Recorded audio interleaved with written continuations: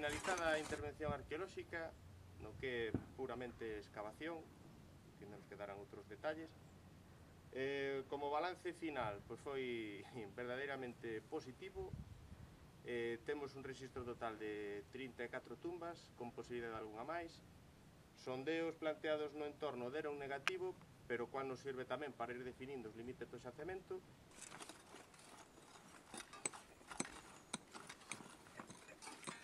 E non datos moi interesantes, como comprobada reaproveitamento de tumbas, comprobada superposición dunhas tumbas a outras, co cual podemos establecer, unha vez que temos as análisis, unha estratigrafía clara de dunhas tumbas sobre outras, incluso a nivel tipolóxico, e sospeitas ben fundadas da presencia de un asentamento nas proximidades, pola presencia de material en arrastre, cerámica de cociña, cerámica de mesa, poutadas de rede, muiños, pesos de tear, moedas, cousas que son máis habituales dun asentamento habitacional que nunha necrópole.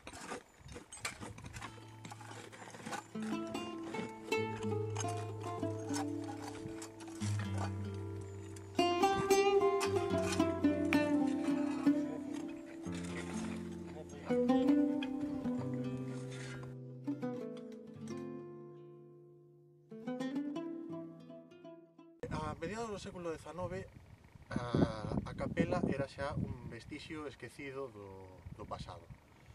Poucos máis son os datos históricos que se coñecen desde o punto de vista documental da capela, porque só aparece mencionada nunha única ocasión no catastro de Ensenada e como referencia indirecta. Das lendas, das tradicións orais que coñecían ao respecto, sempre coincidían nunha cousa.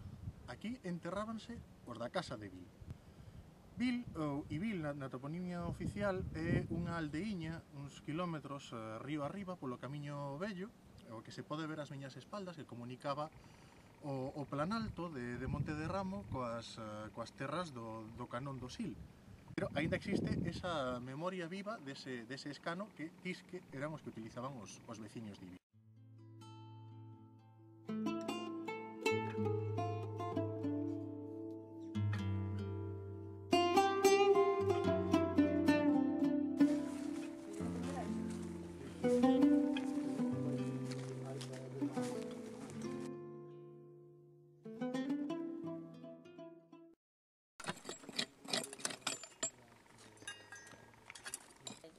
Cos voluntarios da universidade. Logo estiven cunhas visitas que viñeron, estiven observando pois, como facían o traballo os arqueólogos, como realizaban os voluntarios os seus labores. Iso que máis me gustou foi ver como toda esta xente estivo traballando, como todos unidos, pois gustoume moito como realizaron o seu traballo e integreime neste, gustou.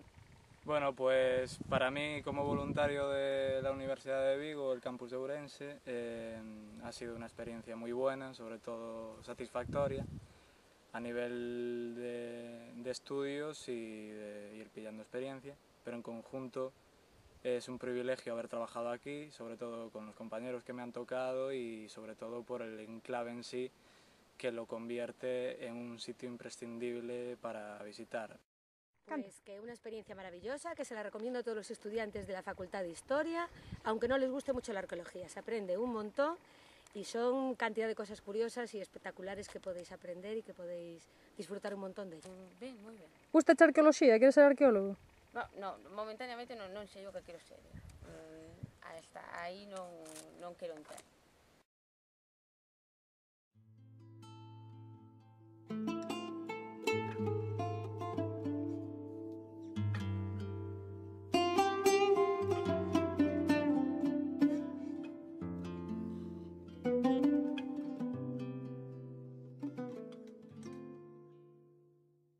A xente que ven xa ven cun interés claro e ven con información previa do que vai a ver. Entonces xa tes moito feito.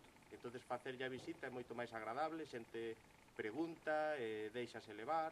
Que pese a haber hecho unas 8 o 9 no ha sido ninguno igual, básicamente porque de frente al grupo de edades había que adaptar el discurso y las preguntas que te iban haciendo más o menos te guiaban el camino a recorrer la explicación. Muy divertidas, muy bien. También es una experiencia muy bonita. Además se coge mucha práctica, aprendes a pues eso, comentar un poquito todo lo que vas haciendo día a día, aparte de las cosas que vas aprendiendo de tus compañeros de otras visitas. E la verdad moi gratificante, a gente queda moi contenta. Pois as visitas tamén impresionoulles todo, as tumbas, a paisaxe. Y hemos bajado por el Canal Viejo hasta llegar a las tumbas, que admiramos el trabajo que estáis haciendo aquí, sobre todo los chicos que están trabajando ahora a pleno sol, en pleno mes de agosto. En este momento son las 2:15 de la tarde y el sol cae como una losa. Y sobre todo yo recomiendo a todo el mundo que se anime a venir aquí a San Víctor, porque le aseguro que es una experiencia dentro de otro itinerario mucho más grande, pero que es parada obligatoria y una experiencia única.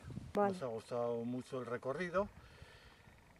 Quizá la primera parte ha sido muy dura hasta subir a Forcas, pero bueno, como hemos venido y lo hemos hecho por gusto y por disfrutar del paisaje gallego, pues aquí estamos disfrutando del día.